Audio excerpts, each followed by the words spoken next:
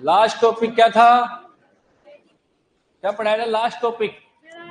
Faraday. हाँ, Faraday का first नियम हो गया था। हाँ, फेराडे का प्रथम नियम हो गया था। चलो अब फेराडे के दूसरे नियम की बात करते।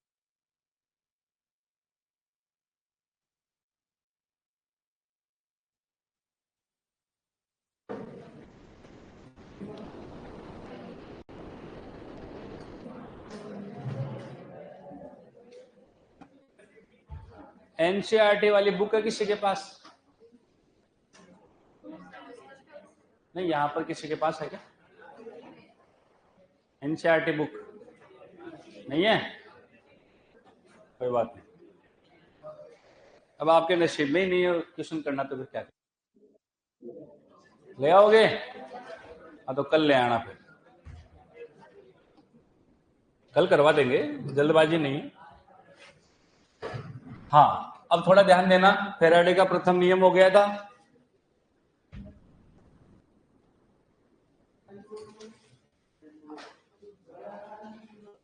अब लगाओ फेराडे का द्वितीय नियम।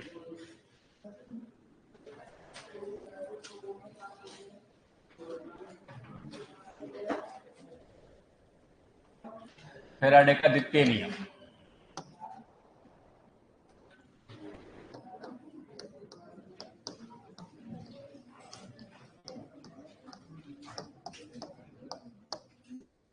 फेराडे का द्वितीय नियम, दूसरा नियम।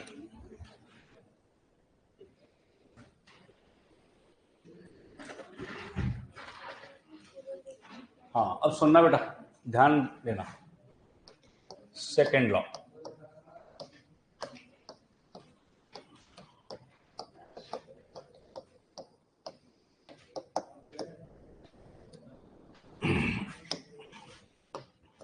अब ध्यान से बात को समझना। कल जो हमने बात की थी वो हमने बात की थी एक विद्युत अपघटनी सेल को लेकर के, और अब हम बात करेंगे एक से ज्यादा विद्युत अपघटनी सेलों को लेकर। एक से ज्यादा दो भी हो सकते हैं, तीन भी, चार भी, पांच भी। यदि एक से ज्यादा विद्युत अपघटनी सेल हमने लिए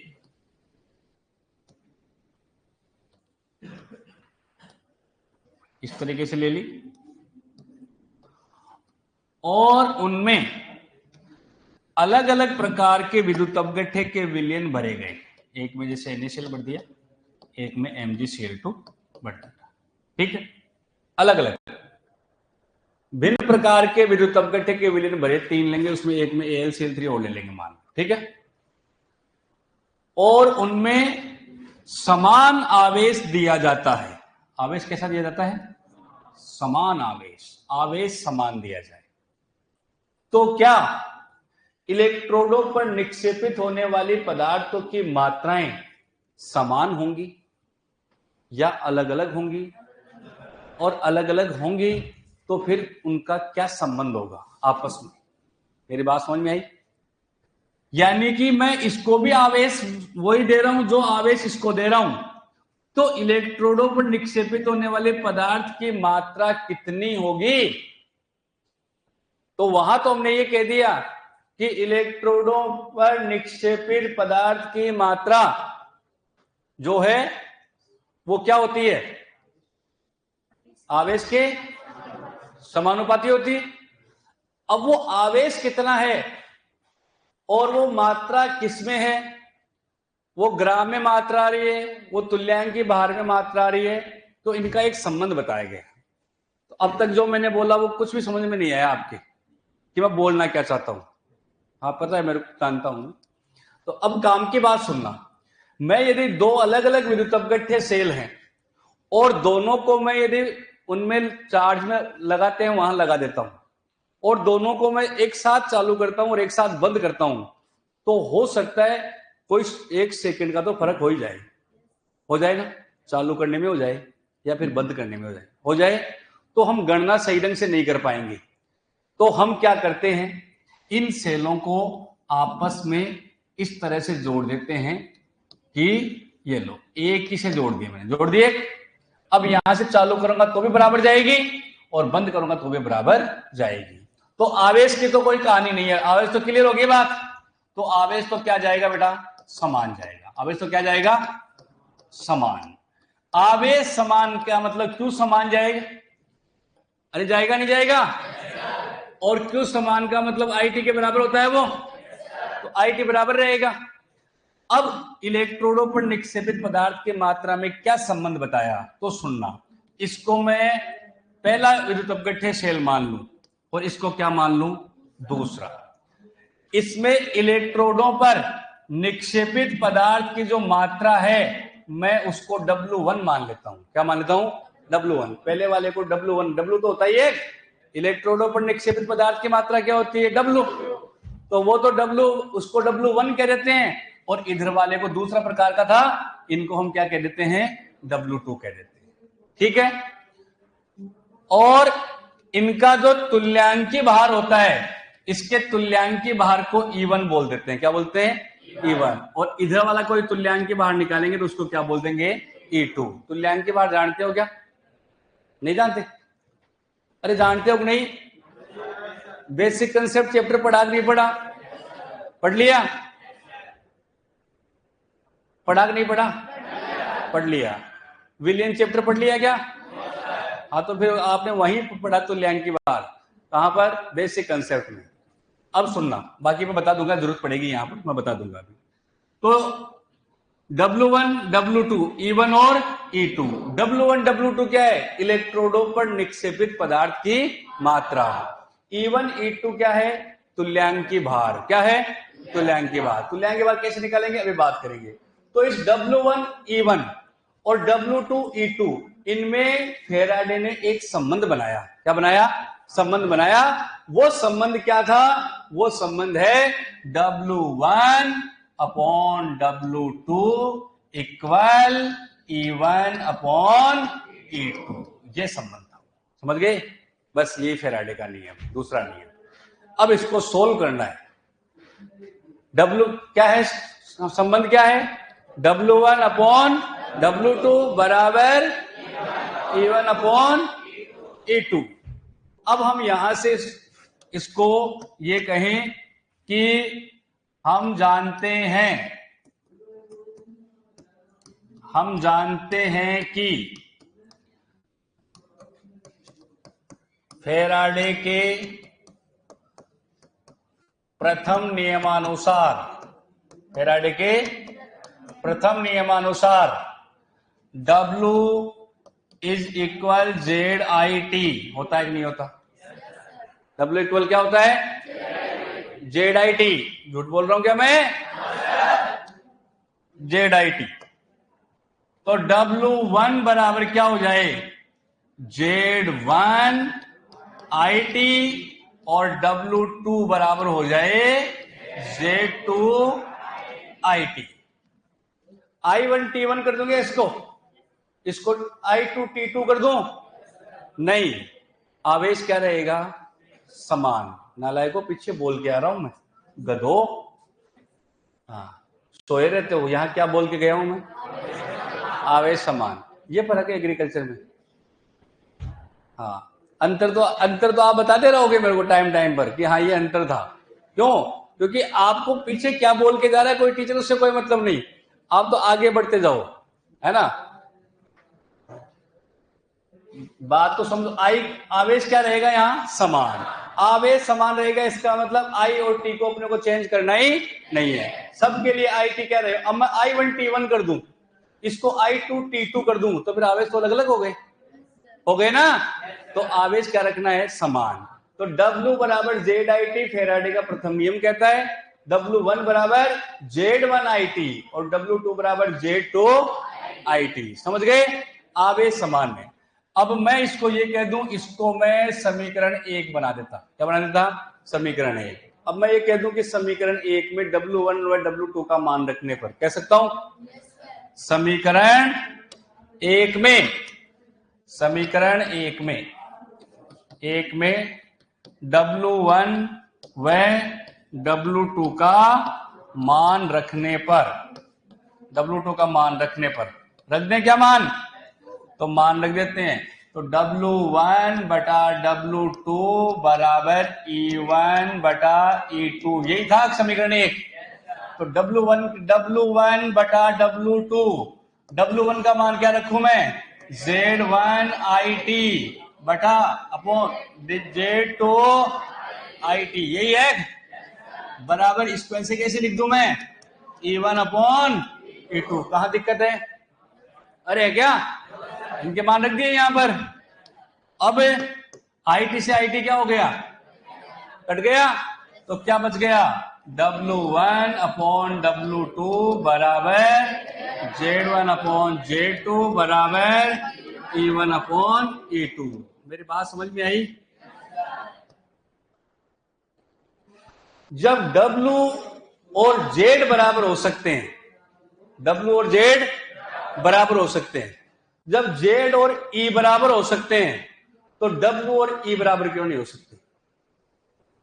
अरे हो सकते हैं ना। समझ गए क्या? क्या कहा मैंने? कि जब W Z बराबर है और Z और E बराबर है, तो W और E भी तो बराबर होंगे ना। तो W समानुपाती क्या हो गया? E हो गया। क्या हो गया? E हो गया। इलेक्ट्रोडों पर निक्षेपित पदार्थ की मात्रा उसके तुल्यांकी भार के समानुपाती होती है, ये बात कहता है। समझ गए क्या मेरी बात? अरे समझ गए नालायक को? अब इसको काम में क्या लेना है? तो इसको काम में लेंगे थोड़ी देर बाद में। यहां पर चलते हैं, पीछे चलते हैं थोड़ा सा। यहां पर मैं ये कहूं कि ये जो अपने पास में इसका W बताना है मेरे को, इसका W, तो मैं इसको W को क्या बताऊंगा? मैं ये कह सकता हूं कि इसका W ZIT के बराबर है। अरे है कि नहीं? अब अपने को Z नहीं पता। क्या नहीं पता? Z नहीं पता। तो अब इसकी बात करेंगे यहां पर। तो पहले आप इतना लिखो, वरना गड़बड़ हो जाएगा। ये सब बातें नोट लगवा के लिखूंगा, आगे क्वेश्चन आएंगे। पहले लिखो जो मैं बता रहा हूं। देखो,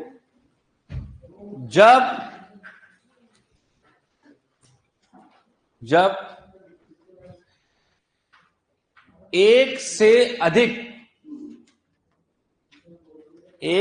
अधिक विद्युत अपघट्य सेलों में,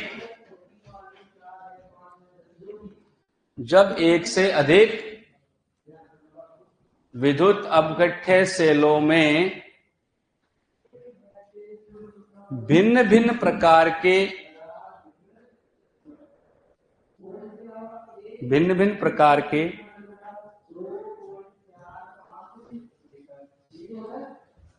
विद्युत अपघट्य विलयन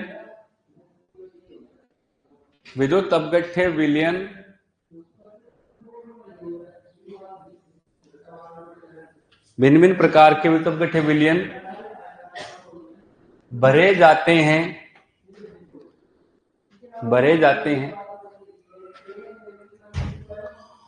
और उन्हें समान समय के लिए समान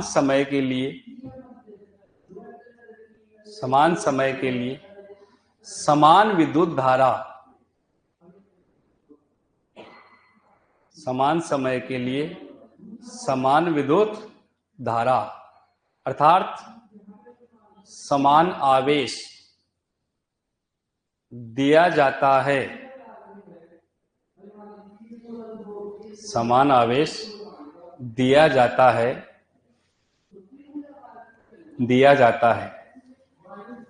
तो इलेक्ट्रोडों पर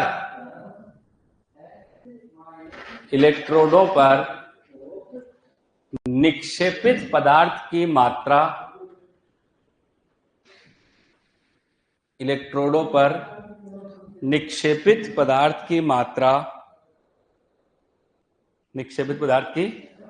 ब्रैकेट में W लिखिए, निक्षेपित पदार्थ की मात्रा W उनके तुल्यांकी भार, उनके तुल्यांकी भार, उनके तुल्यांकी भार ब्रैकेट में लिख लो ई, कैपिटल ई के समानुपाती होती है। तुल्यांकी भार के समानुपाती होती है, समानुपाती होती है।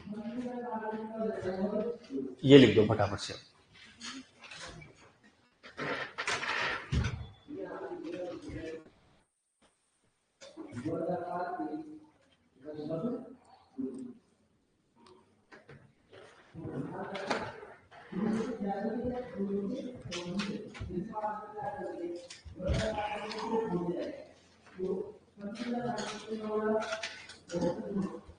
हम जानते हैं कि,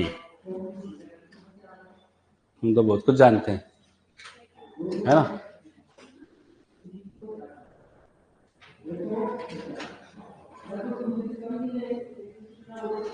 मेरा खास आदमी कहाँ गया? हाँ वो बैठा हो। एक खास आदमी होता है ना।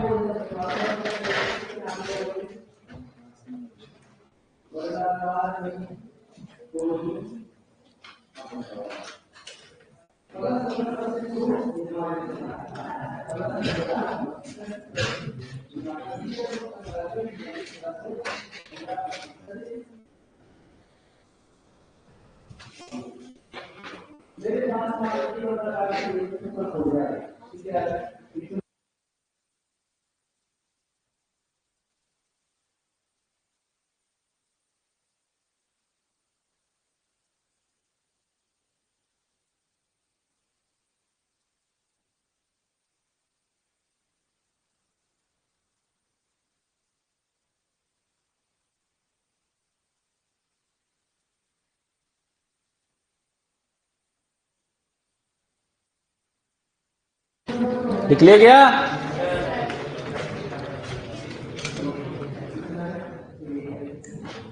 चले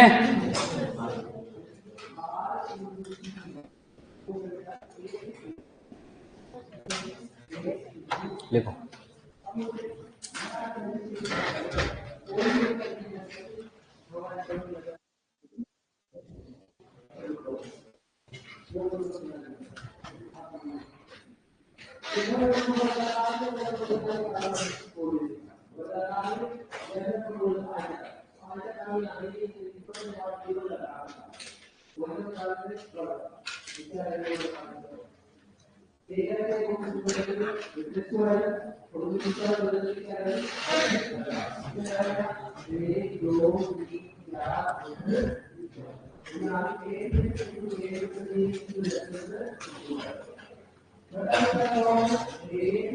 सुंदर सुंदर राइटिंग जमा जमा करके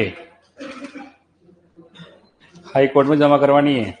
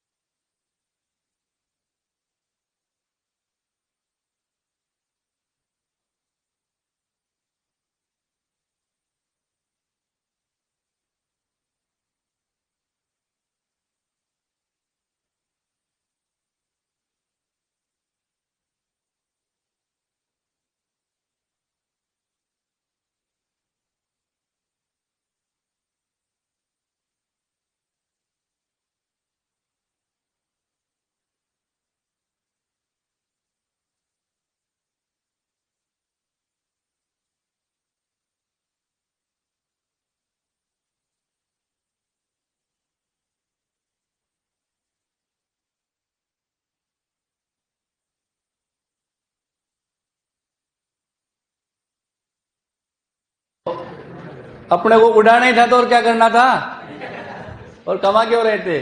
बच्चों के लिए थोड़ी छोड़ के जाना है, नहीं 1 रुपया नहीं छोड़ के जाना, वरना बर्बाद हो जाएंगे। क्या हो जाएंगे?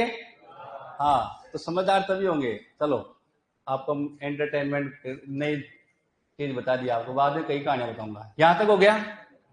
ये जो बात बताई ना मैंने, इनमें से एक भी काम में नहीं आएगी।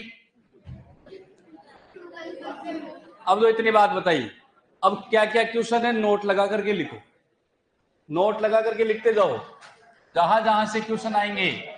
नोट नंबर 1, ये सारे क्वेश्चन आ रहे हैं। Note number 1, note number 1, W बराबर होता है ZIT, होता है कि नहीं होता? ध्यान से समझना, 2 नियम थे फेराडे के, दोनों हो गए, 1 फेराडे था वो भी हो गया। अब इन सबको मिला करके क्वेश्चन कहां कहां से बनने वाले हैं, जो आपके एक्सरसाइज में नहीं हो रहे, आपसे नहीं हो रहे ना, डीपीपी में सोल्व नहीं हो रहे, वो इसलिए अटके हुए थे क्योंकि ये कंसेप्ट नहीं पता थे। सुनते जाना, फेराडे का प्रथम नियम कहता है W बराबर ZIT। यदि आपको इलेक्ट्रोडों पर निक्षेपित पदार्थ की मात्रा पूछी जाती है, गौर से सुनना, कि मैं ये कह रहा हूं कि एक कॉपर सल्फेट का जलीय विलयन है, गौर से समझना मेरी बात, कॉपर सल्फेट का जलीय विलयन है, इस पात्र में ले रखा है, और इसके अंदर 2 एम्पियर की धारा 10 मिनट के लिए प्रवाहित की गई। बात को समझे गौर से, 2 एम्पियर की धारा 10 मिनट के लिए प्रवाहित की गई, तो इलेक्ट्रोडों पर निक्षेपित पदार्थ की मात्रा कितनी होगी? क्वेश्चन समझ में आया? एक कॉपर सल्फेट के जलीय विलयन में, कॉपर सल्फेट के जलीय विलयन में 2 एम्पियर की विद्युत धारा 10 मिनट तक प्रवाहित की गई, तो इलेक्ट्रोडों पर निक्षेपित पदार्थ की मात्रा बतानी है। तो सूत्र लगेगा W बराबर ZIT। I का मान तो था अपने पास, ये रहा, कितना है? 2 एम्पियर, समझ गए? क्वेश्चन में आएगा। T का मान अपने पास यहां पर है 10 मिनट, मिनट में कभी नहीं लेना है, इसको सेकंड में बदलना है। किसे बदलना है? सेकंड में। 2 बातें क्लियर हो गई। अब है तीसरा Z। Z होता तो हम तुरंत W निकाल देते, लेकिन Z अपने पास नहीं है, Z अपने पास नहीं है। पहली प्रॉब्लम यहां से शुरू होना स्टार्ट होती है, Z अपने पास नहीं है, तो फिर Z क्या होता है? तो Z जो होता है वो Z बराबर होता है E बटा F, E बटा F। E है यहां पर तुल्यांकी भार, E क्या है बेटा? यहां पर तुल्यांकी भार, E है यहां पर तुल्यांकी भार, और F क्या है? फेराडे। F क्या है? फेराडे। यदि आपको तुल्यांकी भार दिया हुआ आ जाता है इस क्वेश्चन में, क्या दिया हुआ जाता है? तुल्यांकी भार क्वेश्चन में दिया हुआ आ जाता है, 100% आएगा नहीं, निकालना पड़ेगा। समझ गए? तुल्यांकी भार तो वो आगे बताऊंगा। यदि दिया हुआ आ जाए तो आपको Z की जगह क्या रख देना है? E बटा F। F का मान 1 फेराडे का फिक्स होता है, तुल्यांकी भार दिया हुआ आ गया तो W निकल जाएगा, निकल जाएगा ना। तो यहां से बनता है W बराबर E बटा F, और क्या है? IT। क्या बच गया? IT। तो मैं इसको ये कह दूं क्या कि W बराबर EIT बटा F। याद रखने के लिए सही रहेगा ये? अरे सही है क्या? तो एक तो ये सूत्र बन गया, समझ गए चीज। दूसरी बात, यदि ये E नहीं अपने पास में, E भी नहीं अपने पास में, तो E होता है M बटा N। क्या होता है? M बटा N। M क्या होता है? M होता है परमाणु भार। M क्या होता है? परमाणु भार। और N क्या होता है? वैलेंसी फैक्टर का नाम सुना है क्या? नहीं सुना, कोई बात नहीं, सुनना भी नहीं अपने को। आवेश क्या है? आवेश। अब ये कहां पर आएगा तो अभी मैं बात करूंगा। तो इसकी जगह मैं क्या बना सकता हूं, ध्यान समझना। E की जगह मैं क्या रख दूं? M बटा N। तो E की जगह रख दिया मैंने M बटा N, यही रखा। ऊपर क्या है? IT, और नीचे क्या है? F। ये बना, तो ये बन गए। ये 2 सूत्र हैं जो अपने काम आने वाले हैं। समझ गए चीज? किसी भी न्यूमेरिकल में इस सूत्र से काम होने वाला नहीं है। बात समझ रहे हैं? तो तो ये नोट नंबर 1 हो गया। ये दोनों इंपॉर्टेंट है, ये दोनों काम आएगा। इसमें वेरी इंपॉर्टेंट ये है, इसी से काम हो जाएगा अपना, 1 से काम हो जाएगा। ठीक है, लिख लो फटाफट से नोट नंबर 1, फटाफट लिखो।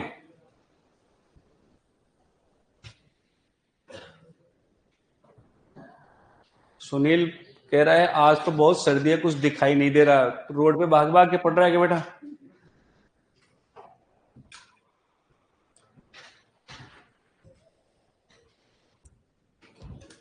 बाहर देखना ही क्यों है, रजाई के अंदर घुसे रहो और पढ़ते रहो, और घर वाले नहीं देखे तो उसको बंद करके शॉर्ट्स चला लो। शॉर्ट्स आते हैं ना, वो खूब देर तक चलते रहते हैं। हाँ नहीं, हाँ मजाक की बात है, पढ़ने वाला पढ़ लेगा चाहे घर वाले देखे कि नहीं देखे। और नहीं पढ़ने वाला है ना, चाहे घर वाले ऐसे आके खड़े हो जाए ना मोबाइल के पास, तो भी नहीं पढ़ेगा। बस वो केवल उस वीडियो के सामने बैठा जरूर रहेगा, पढ़ेगा नहीं। पढ़ने वाला तो अलग ही होता है।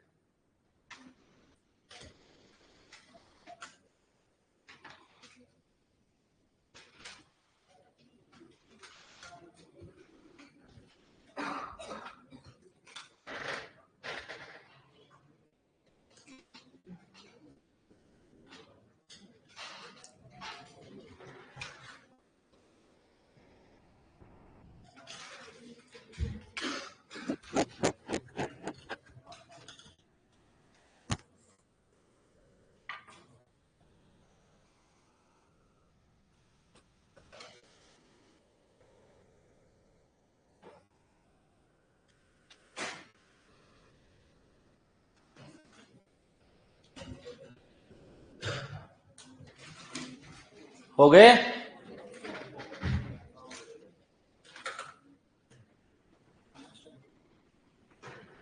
हो गए तो लिखो, एक क्वेश्चन देखे फिर क्वेश्चन करते हैं। क्वेश्चन लिखो।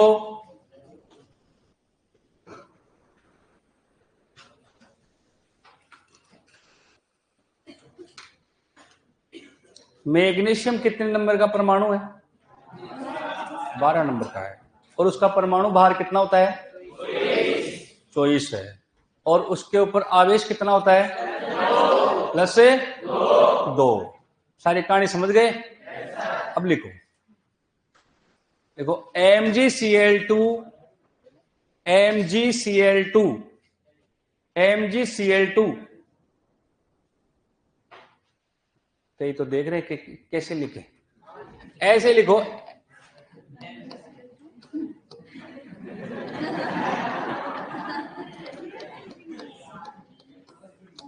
ऐसे। तो नालायक को ऐसे मुंह पाड़ रहे हैं और एक दूसरे की तरफ देख हो रहे हैं ऐसे। वो क्या लिखेगा? कोई नई चीज लिखेगा क्या? भगवान भला करेगा तुम्हारा। MgCl2 के जलीय विलयन में, MgCl2 के जलीय विलयन में 2 एम्पियर की विद्युत धारा, 2 एम्पियर की विद्युत धारा,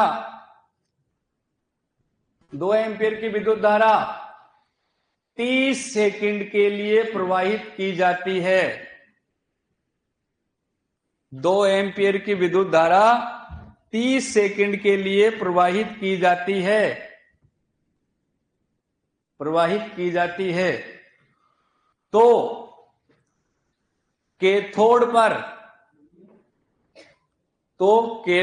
पर निक्षेपित पदार्थ की मात्रा, कैथोड पर निक्षेपित पदार्थ की मात्रा ज्ञात करें।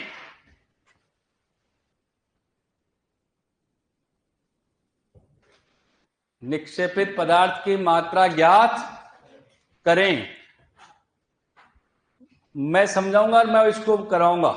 पहले रफ कॉपी निकाल करके कोशिश करो अपने मन से, टेप करके लिखने से नहीं होता है। और लिखना है तो अभी मैं 2 किताबों के नाम लिख दूंगा जाते टाइम पर, वो खरीद लेना और घर जाकर के पढ़ो आराम से। यहां क्यों बैठे हो ऑफलाइन में? रफ कॉपी निकाल के सोल्व करो क्वेश्चन को पहले। न्यूमेरिकल का मतलब होता है कि प्रॉब्लम आएगी सामने और प्रॉब्लम फेस होगी तो सॉल्यूशन होगा उसका। क्वेश्चन को पढ़ो, क्या क्या पूछना चाहता है, क्या क्या अपने को दिया हुआ है। न्यूमेरिकल करने का सबसे बढ़िया तरीका होता है जो चीज दे रखी है उसको पहले लिख दिया करो, भाई क्या क्या अपने को दे रखा है और क्या पूछना चाहता है, ताकि एक इमेज साफ हो जाए कि भाई हाँ ये बताना है अपने को और इतनी बातें अपने को दी हुई है।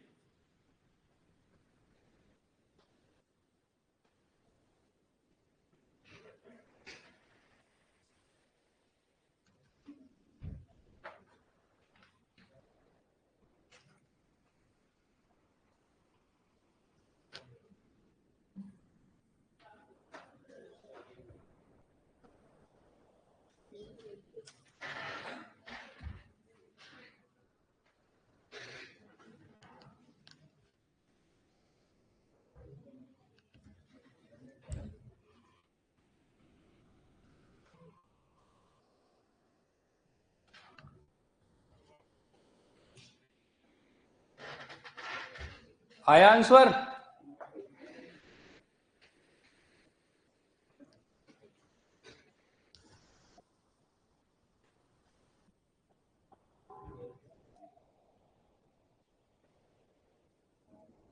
या नहीं करते हो ना तब एक्सरसाइज नहीं होती आपसे, फिर कहते हो सर एक्सरसाइज में क्वेश्चन हार्ड है। हार्ड नहीं होते बेटा, हम कर ही नहीं रहे, हार्ड ही होंगे अपने लिए। मत करो 2 महीने मत करो, हार्ड ही रहेंगे वो। करोगे तब इजी होंगे ना वो।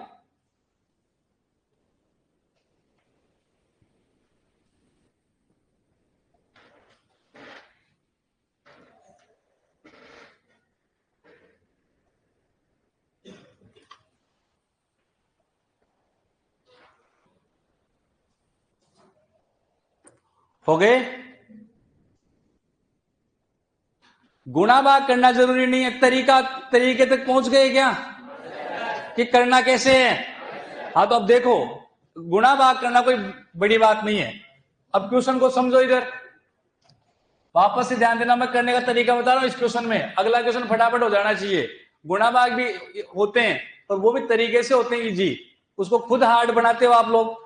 अब देखो इधर, किसका विलयन दिया? MgCl2 का। किसका विलयन? MgCl2 का विलयन दिया, जिसमें आई कितना? 2 एम्पियर। शॉर्ट में लिखा करो किसी चीज को, आई बराबर 2 एम्पियर। अब पूरा लिख रहे हैं, पूरा लिख रहे हैं ऐसे, मैं देख रहा हूं यहां से। विद्युत धारा बराबर, बेटा वहां इतना ही टाइम मिलेगा, ऐसे लिखने का टाइम नहीं मिलेगा वहां। और बाहर आने के बाद में एक्सक्यूज दोगे तो पूरी दुनिया देती आ रही है। 15 मिनट और मिलते ना तो मैं 5 क्वेश्चन और कर देता, तो किसकी कमी है? 15 मिनट आप लेते वहां पर, मेरे रिजल्ट आएगा मेरे 2 नंबर कम रह गए, वरना तो मेरे को आई आ रहा है, मेरे तक कम थोड़ी रहे, कम नहीं रहे। आपने तो पूरी ताकत लगा दी थी उसके अंदर हॉल में, पर आपकी औकात के बाहर हो गया काम। तो कोई मन से छोड़ करके नहीं आता है।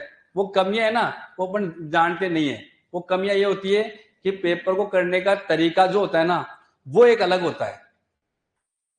एक व्यक्ति ये कह रहा है कि मैं एक बार एग्जाम दिया और ये मेरा दोस्त है ये भी एग्जाम दिया, हमने दोनों ने 3rd ग्रेड टीचर की एग्जाम दी और मैं फाइट हो गया और ये रह गया। 2nd ग्रेड की एग्जाम दी हम दोनों ने साथ में, 2nd ग्रेड टीचर्स की, मैं फिर सेलेक्ट हो गया, ये फिर रह गया।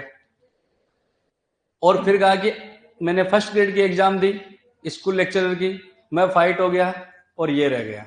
नो डाउट, अब आप आ जाओ, इसके डॉक्यूमेंट्स चेक कर लो और मेरे डॉक्यूमेंट्स चेक कर लो, ये मेरे से बहुत ज्यादा ब्रिलियंट है। सब एकेडमिक रिकॉर्ड चेक कर लो, इसके परसेंटेज मेरे से बहुत ज्यादा है। नॉलेज में आप 10 क्वेश्चन पूछ करके देख लो मेरे को, मैं हो सकता है 4 या 5 के जवाब दे पाऊंगा, ये 8 और 9 के जवाब दे देगा सब चीज। लेकिन अब मैं गारंटी से कह रहा हूं, उसके शब्द नहीं है, अब मैं गारंटी से कह रहा हूं कि अभी कॉलेज लेक्चर का एग्जाम है, मैं फिर फाइट हो जाऊंगा, ये फिर रह जाएगा। और यदि आपको विश्वास नहीं हो तो उसने ये कहा कि जाकर के ये वीडियो है यूट्यूब पे पड़ा हुआ है, जब एग्जाम का रिजल्ट आएगा तब दूसरा वीडियो डालूंगा, देख लेना। और जब बाद में देखा गया तो वही हुआ, कारण बता के गया है वो शख्स वहां पर। वो ये कह के गया है केवल और केवल इसको आज तक पेपर करने का तरीका नहीं आया। बस साफ लिखा है भाई, इसको पेपर करने का तरीका नहीं आया आज तक, इसलिए ये नहीं होगा, आगे भी नहीं होगा। इंटेलिजेंट सब चीजें चेक कर लो आप, लेकिन पेपर करने का तरीका ही नहीं आया, इसको करना क्या है। थोड़ा मैटर ये नहीं करता है कि हम लोग मेहनत कर रहे हैं, मैटर ये करता है कि मेहनत किस डायरेक्शन में कर रहे हो। जयपुर इधर है, मेरे को जयपुर जाना है और इधर रवाना हो गया, 500 किलोमीटर चला गया, मुझे जयपुर आएगा, आएगा कहां से। आपकी डायरेक्शन ही गलत हो गई थी यहीं पर। अब जाते जाओ आगे तो हिंद महासागर आ जाएगा, लेकिन जयपुर नहीं आएगा, जयपुर तो इधर जाने से आता। तो आपका डायरेक्शन गलत था। तो मैं फिर समझा रहा हूं आपको, ये तो मैंने एग्जाम्पल दिए, हजारों एग्जाम्पल है ऐसे कि काम करने का बड़ा तरीका सीखो। केवल I2 एम्पियर, टी कितना दिया, 30 सेकेंड, सेकेंड में ही चाहिए अपने को, तो बात खत्म, चेंज करना ही नहीं। अब क्वेश्चन क्या पूछा, कैथोड पर, किस पर, कैथोड पर MgCl2 आयनों में टूटता है तो Mg+2 और 2Cl-। कैथोड पर कौन जाता है इनमें से, कौन जाता है, प्लस वाला जाता है ना। तो इससे मतलब ही नहीं है अपने को, इसके बारे में सोचना ही नहीं है, केवल Mg के बारे में सोचना है। ये कह रहा है कि कैथोड पर निक्षेपित पदार्थ की मात्रा, और पदार्थ की मात्रा क्या होती है, W। क्या होता है, W। W का हमें साफ साफ पता है कि W जो होता है वो ZIT होता है, और कोई लिखवाया नहीं मैंने दूसरा, W बराबर ZIT। फिर मैंने कहा कि Z अपने पास नहीं है, क्योंकि Z तो जान ही नहीं रहे ना अपन क्या है, तो Z नहीं है तो Z की जगह क्या रखना है, E/F, E/F। तो मैंने W बराबर E/F और क्या था, IT। क्या तुल्यांक के बार दिया हुआ था क्या, नहीं, कुछ नहीं दिया हुआ ना। इसका मतलब E की जगह क्या रखना था, M/N।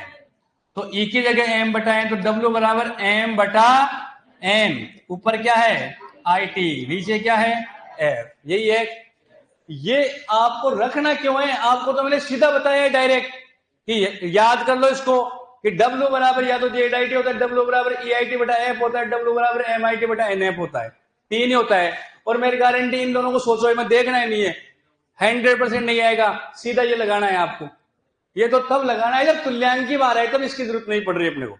तुल्यांक के बाद नाम ही नहीं है, जेड विद्युत रासायनिक तुल्यांक का नाम ही नहीं आ रहा, तो इसका मतलब केवल ये फॉर्मूला काम आता है।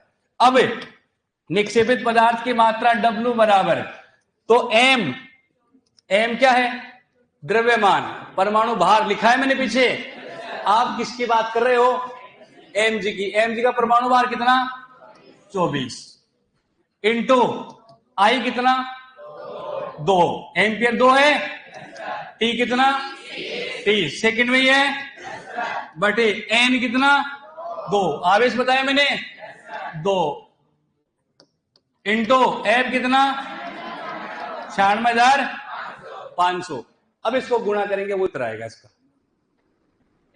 समझ गए क्या, किलोमीटर में आएगा क्या, किसमें आएगा, ग्राम में, लिखवा रखा है पीछे, ग्राम लिखवा रखा है ना।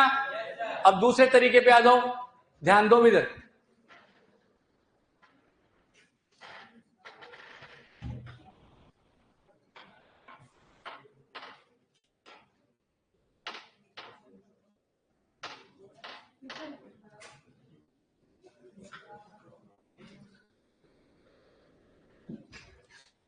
अब ध्यान दो इधर।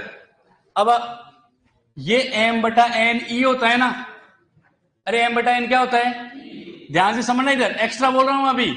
अब आप उतारने को शुरू कर देंगे, उतारना देखना, ध्यान नहीं देंगे मेरी बात के ऊपर। M कितना था, 24, N कितना था, 2 था ना, कितना आया, 12 क्या था इसका, E था, तुल्यांकीय भार था इसका।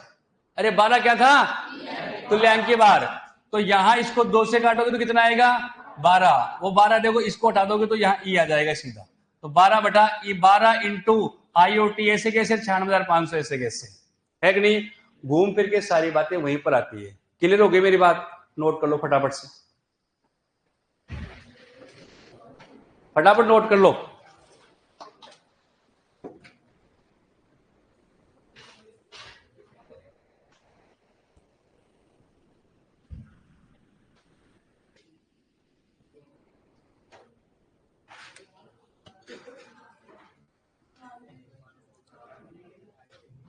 क्या हो गया बेटा? आंसर आप निकालो, आंसर आपका काम है, हैं? मेरे पास थोड़ी तो आंसर, फिर बताओ, मेरे पास थोड़ी आंसर। मेरे हर बैच में अलग अलग क्वेश्चन है, जाकर के देख लो।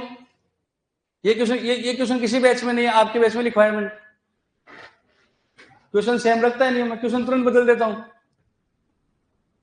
और आंसर आप निकालो, नहीं आते हैं छोड़ दो।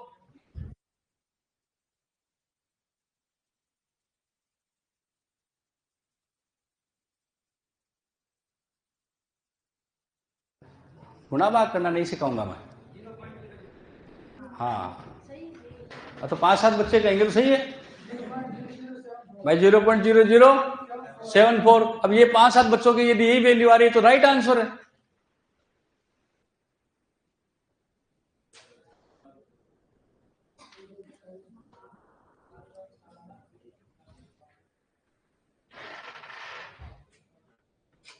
हाँ देखो इधर सही है, गुड़िया भी कह रही है 0.0074।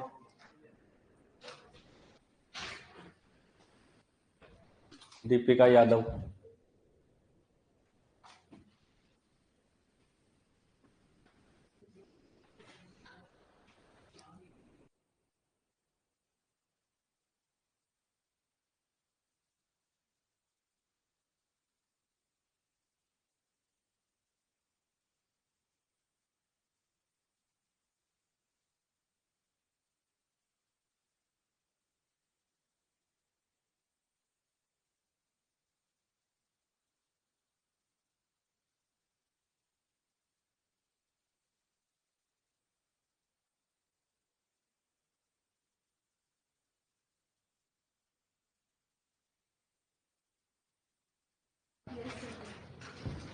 जब तुम्हारा रिजल्ट आ जाए सीयूईटी का, किसका?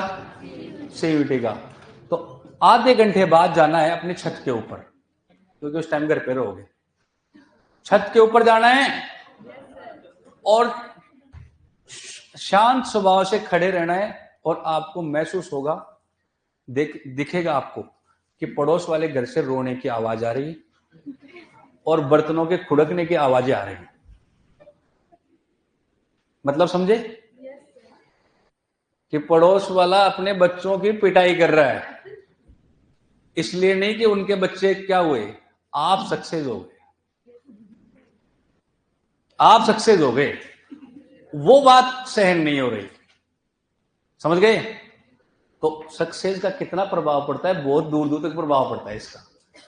वो महसूस नहीं होता है, वो अंदर भरा हुआ है, वो चीज भरी हुई रहती है, वो बाहर जब निकलती है ना। हाँ, तो अब मैं आपको ये कहूं कि 10 में से 8 लोग ये सोच रहे हैं कि आप सक्सेस नहीं हो, और 2 लोग ये सोच रहे हैं कि आप सक्सेस हो जाओ, तो आपको 8 के लिए पढ़ना है या 2 के लिए पढ़ना है? किसके लिए? 8 के लिए पढ़ना है। मेरी किताब अलग है, वो 2 तो अपने ही हैं, उनके लिए क्या पढ़ना है? वो तो बुरी परिस्थिति में अपने साथ रहेंगे, अच्छी परिस्थिति में, लेकिन पढ़ना 8 के लिए था, क्योंकि जलाना तो उनको ही था। समझ गए? तो उन जिनके लिए पढ़ना है,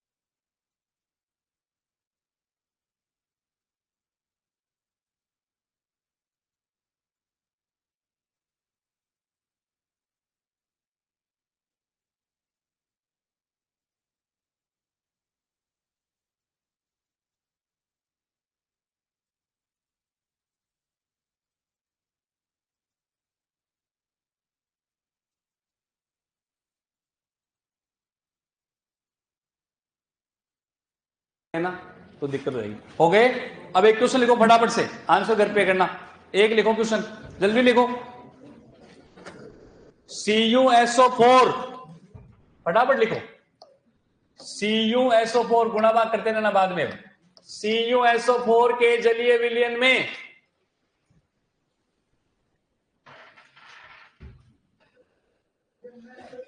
CuSO4 के जलीय विलयन में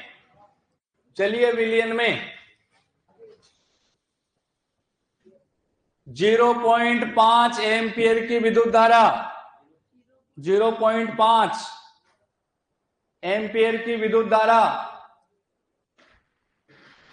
धारा 10 मिनट के लिए प्रवाहित की गई। 0.5 एम्पियर की विद्युत धारा 10 मिनट के लिए प्रवाहित की गई। तो इलेक्ट्रोडों पर कैथोड पर निक्षेपित पदार्थ की मात्रा ज्ञात करें। ये मैं बार बार कैथोड पर क्यों लिखवा रहा हूं? क्योंकि कैथोड पर बेटा हमेशा धातु जमा होती है। एनोड पर तो अधातु हो सकती है। क्या हो सकती है? अधातु। निकालने का तरीका वही है, पर ज्यादातर कैथोड पर पूछा जाता है।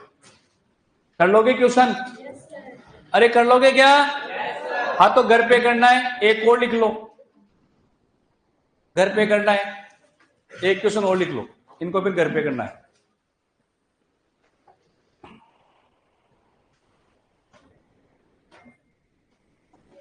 NaCl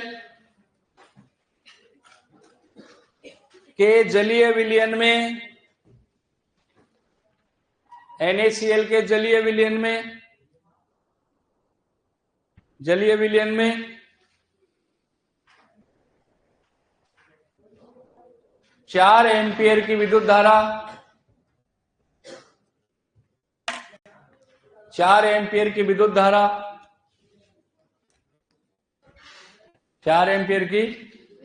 धारा 2 घंटे के लिए प्रवाहित की गई।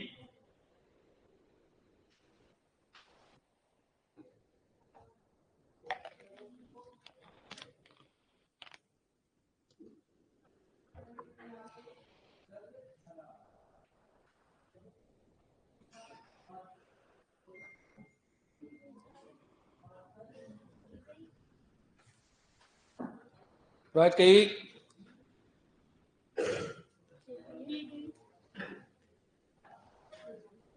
इलेक्ट्रोड पर कैथोड नहीं लिखा है आपकी बार, इलेक्ट्रोड लिखा है। इलेक्ट्रोड पर निक्षेपित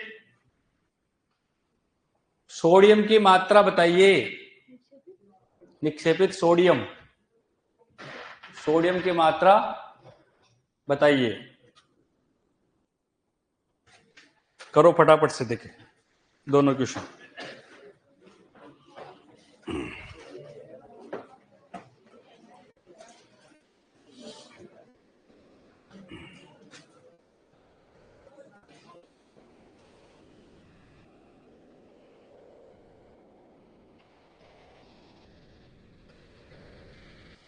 टाइम हो गया क्या?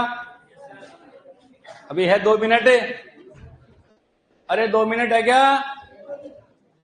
है 4 मिनट है, तो फिर घर पे करना। नोट नंबर 1 ही हुआ था ना ये अभी तक। हाँ, तरीका लिखवा दिया, क्वेश्चन करवा दिए। नोट नंबर 2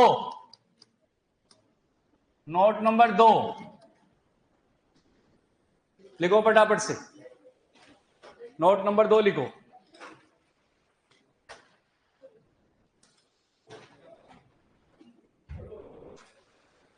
देखो, किसी विद्युत अपघटनी विलयन में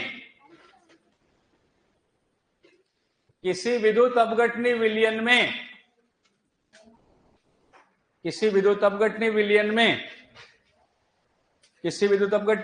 में 1 फैराडे आवेश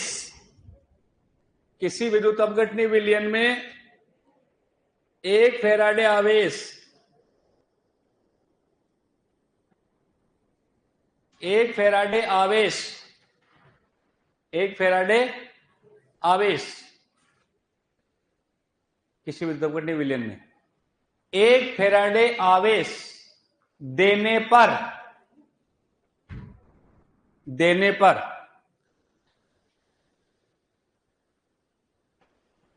इलेक्ट्रोड पर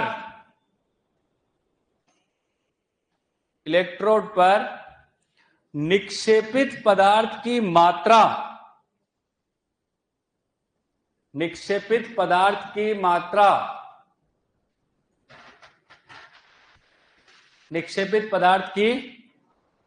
मात्रा सदैव उसके तुल्यांकी भार के बराबर होती है।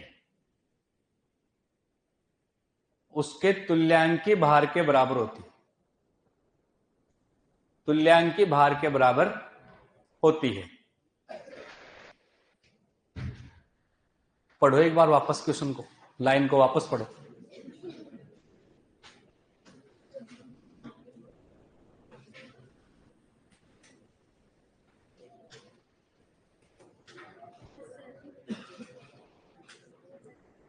क्या समझे? किसी भी विद्युत अपघटनी विलयन में यदि आप 1 फैराडे आवेश दे दें, कितना दे दें? 1 फैराडे आवेश दे दें, तो कितनी मात्रा जमा होती है? तुल्यांकी भार के बराबर। तुल्यांकी भार निकालना आता है E बराबर m/m। यानी कि मैं आपको ये कहूं कि कुछ नहीं कहूं मैं, हाँ लिखूंगा मैं यहां पर, वरना गड़बड़ हो जाए। Na plus Mg+2 Al+3 plus electron is equal Na plus 2 electron is equal Mg plus 3 electron is equal Al। सही लिखा क्या मैं? चेक करो, देखो सही लिखा? संतुलित हो गई है प्रक्रिया? प्लस वाले हमेशा कहां जाएंगे? माइनस के पास। ये सबके सब कैथोड पे जाएंगे। तो यहां पर जो आ रहे हैं ये ई, ये बेटा फेराडे होता है। क्या होता है? फेराडे। 1 इलेक्ट्रॉन का मतलब 1 फेराडे, 2 इलेक्ट्रॉन का मतलब 2 फेराडे और 3 इलेक्ट्रॉन का मतलब 3 फेराडे। एक बात समझ में आई? कल दोबारा बताऊंगा मैं इसको आने के बाद, पहले समझना फिर नोट कर लेना। इधर ये जो है सोडियम, इसका द्रव्यमान कितना होता है ये बताओ? कितना होता है? 23 होता है। Mg का कितना होता है? 24 होता है। एल्यूमिनियम का 27 होता है। याद है क्या? इसके ऊपर आवेश कितना है? A। इसके ऊपर आवेश कितना है? 2। इसके ऊपर आवेश कितना है? 3। बात समझ में आई? ये कितना है? 23। ये कितना है? 12। ये कितना है? 9। मैं अब आपको ये कहूं कि E बराबर m/n, भार, सबके भार थे अपने पास, इनमें आवेश का भाग दिया तो सबके सब क्या बने? तुल्यांकी भार। बने कि नहीं बने? ये इधर सबके सब क्या बने? तुल्यांकी भार बने। इधर 1 फेराडे आवेश दिया और कितना ग्राम जमा हो रहा है? 23। इधर 2 फेराडे दिया था तब 24 ग्राम, क्योंकि इसका द्रव्यमान कितना होता है? 24। और 2 का भाग लगा दिया तो 1 फेराडे से कितना आया? 12। या ये फेराडे का मान चल रहा है इधर, इसका कितना होता है? 27। भाग कितने का दिया मैंने? 3 का, क्योंकि 3 फेराडे तो 3 फेराडे से 27 है तो 1 फेराडे से कितना आएगा? 9। जो मान आते हैं वो उनके तुल्य 1 फेराडे के होते हैं। ये बात समझ में नहीं आई, इसको अपन कल करेंगे, ठीक है ना? आज इसको नोट कर लो ताकि कल इसके ऊपर डिस्कस करेंगे, क्योंकि इतनी जल्दी समझ में आएगी नहीं। कल इसको डिटेल से बात करेंगे, ठीक है?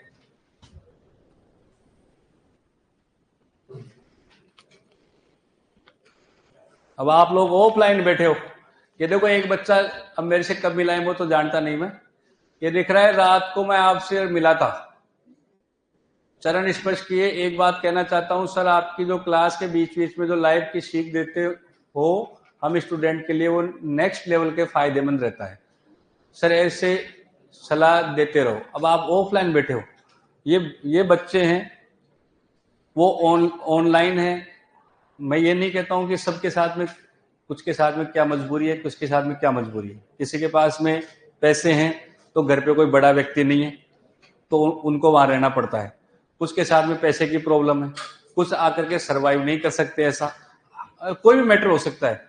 पर बेटा ऑनलाइन पढ़ करके और अच्छी रैंक पे पहुंच जाए और अपनी यहाँ बैठ करके ऑफलाइन में, तो कहने का मतलब पढ़ने वाला कहीं भी पढ़ सकता है, चाहे वो ऑफलाइन हो चाहे वो ऑनलाइन हो, कोई फर्क नहीं पड़ता उस चीज का।